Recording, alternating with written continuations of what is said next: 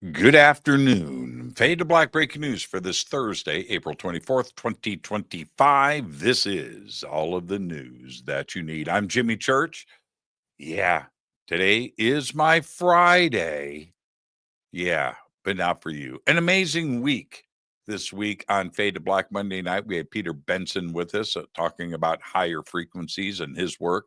Tuesday night, Ray Hernandez was here, his Beyond UFO study. Last night, Captain Ron Janix was with us to talk about contacting the desert and disclosure. Great conversation. And tonight it continues with Jason Martell. That's right, Ancient Aliens and more. Now, I do have four major events coming up next week. The Contact Modalities Expo. This is May 2nd, 3rd, and 4th. 2025 in Delavan, Wisconsin, at Delavan Lake at the Delavan Resort. I will see everybody there. Great weekend. Links are below. You can get your tickets and look at all of the great speakers that are going to be there. Then I come back for Contact in the Desert. That's May 29th through June 2nd, right here in Palm Springs, California. Links for Contact in the Desert are below. And then I go south to Peru with Brian Forster for the Inca Celebration of the Sun, June 17th through the 27th. That is sold out. We do have a second tour coming up in November.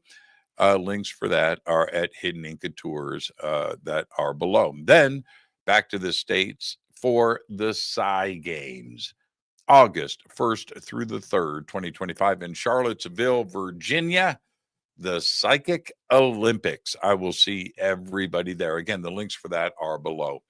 All right, let's get straight to it. On this day in history, 1990, big day.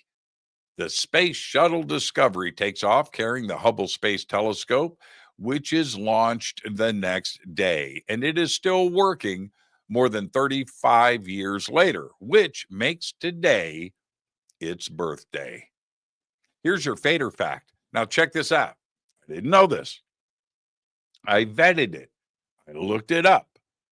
In ancient Egypt, servants were smeared with honey so flies would flock to them instead of the pharaoh. Yeah, we just thought that ancient Egypt had correct moral standards. Apparently not. Let's get to the breaking news. Monday, May 12th, is the House Oversight Committee public hearing on UFOs and UAPs. My producer right here for Breaking News, Renee, reached out to Anna Paulina Luna's office to confirm if the hearing would broadcast live on C-SPAN. And they said they expected that it would. It's a big deal, and I will keep you posted. All right. On March 15th, China launched 2 satellites, but a technical glitch with the upper stage prevented the satellites from reaching their intended orbit. Now, the satellites have been rescued after 123 days using a gravitational slingshot maneuver with the gravity of Earth, the moon, and the sun to guide the satellites to their proper orbits. This is a maneuver that could be a game changer for deep space navigation. Very cool news out of China. Driverless big rigs will soon be cruising down a particular highway in Texas. Later this month, driverless trucks will be driving upon a 200-mile stretch of Interstate 45 between Dallas and Houston. Aurora Innovation, out of Pittsburgh, has developed a truck outfitted with sensors and specialized software that can allegedly operate 24/7 with no brakes and no driver while transporting heavy loads across America's freeway system. What could go wrong? I've seen the film Duel with Dennis Weaver, by the way. Yeah, you should check it out too. Space Force, the United States' newest military branch, now has an official space warfighting framework that outlines how Space Force leadership can train and prepare units for a war in space. The framework, quote, establishes a common lexicon for counter space operations and lays out a range of responsible offensive and defensive actions guardians may employ to maintain control of space, end quote. And of course, ensure the success of the U.S. military, and quote, may involve seeking out and destroying an enemy's spacecraft, end quote. I'll keep you posted. Arizona Governor Katie Hobbs has signed a bill into law restricting student access to their cell phones in classrooms. Under HB 2484, schools must enforce common sense policies around student access to the internet, restrict access to social media platforms, and limit cell phone use during a school day. Exceptions are provided for emergencies, medical conditions, and teacher-directed academic use. It's about time. And finally, I'll leave you with this.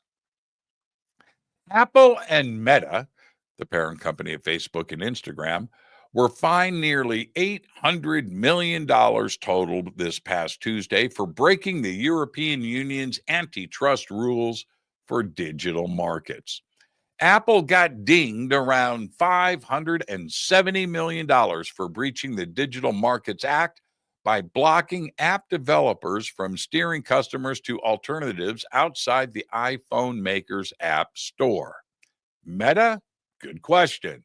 About $228 million, a fine for failing to provide users with a version of its services that uses less personal data. Meta called it a tariff. I'm not making that up. Meanwhile, an EU court ruled in September that Apple owed more than $14 billion in back taxes to Ireland, while also upholding a $2.7 billion fine against Google for violating the bloc's antitrust rules. Now, this is all small change to companies like this, but it is getting really good, isn't it? Seriously. There you go. There's all the Fade to Black breaking news that you need for this Thursday, April 24th, 2025. Breaking news is produced by Renee Neumann.